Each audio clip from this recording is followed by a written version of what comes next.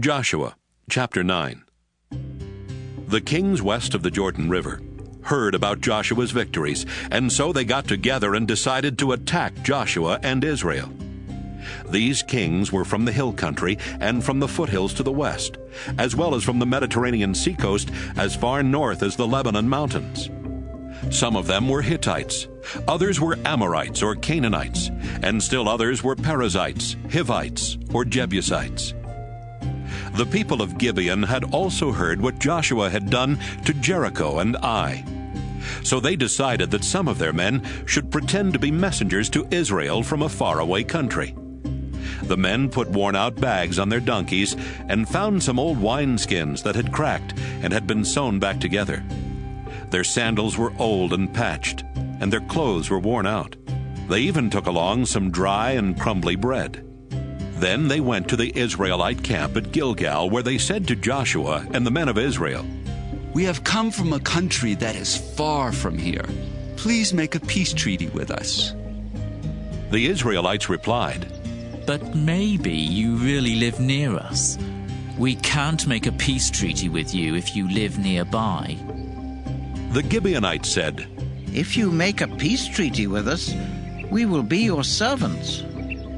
"Who are you?" Joshua asked. "Where do you come from?"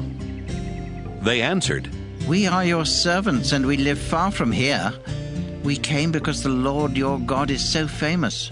We heard what the Lord did in Egypt, and what he did to those two Amorite kings on the other side of the Jordan, King Og of Bashan, who lived in Ashtaroth, and King Sihon of Heshbon.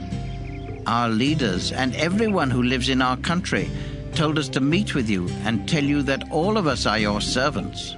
They said to ask you to make a peace treaty with our people. They told us to be sure and take along enough food for our journey." See this dry, crumbly bread of ours? It was hot out of the oven when we packed the food on the day we left our homes.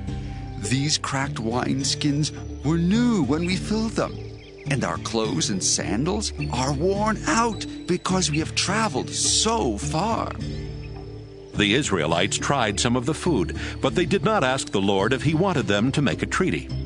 So Joshua made a peace treaty with the messengers and promised that Israel would not kill their people. Israel's leaders swore that Israel would keep this promise. A couple of days later, the Israelites found out that these people actually lived in the nearby towns of Gibeon, Kephirah, Beeroth, and Kiriath-Jearim. So the Israelites left the place where they had camped and arrived at the 4 towns 2 days later. But they did not attack the towns because the Israelite leaders had sworn in the name of the Lord that they would let these people live. The Israelites complained about their leaders' decision not to attack, but the leaders reminded them, "We promised these people in the name of the Lord God of Israel that we would let them live, so we must not harm them. If we break our promise, God will punish us. We'll let them live, but we'll make them cut wood and carry water for our people." Joshua told some of his soldiers, "I want to meet with the Gibeonite leaders. Bring them here." When the Gibeonites came, Joshua said, "You live close to us. Why did you lie by claiming you live far away? Now you are under a curse, and your people will have to send workers to cut wood and carry water for the place of worship." The Gibeonites answered, "The Lord your God told his servant Moses that you were to kill everyone who lives here and take their land for yourselves. We were afraid you would kill us, and so we tricked you into making a peace treaty. But we agreed to be your servants, and you are strong enough to do anything to us that you want. We just ask you to do what seems right." Joshua did not let the Israelites kill the Gibeonites, but he did tell the Gibeonites that they would have to be servants of the nation of Israel. They would have to cut firewood and bring it for the priests to use for burning sacrifices on the Lord's altar, wherever the Lord decided the altar would be.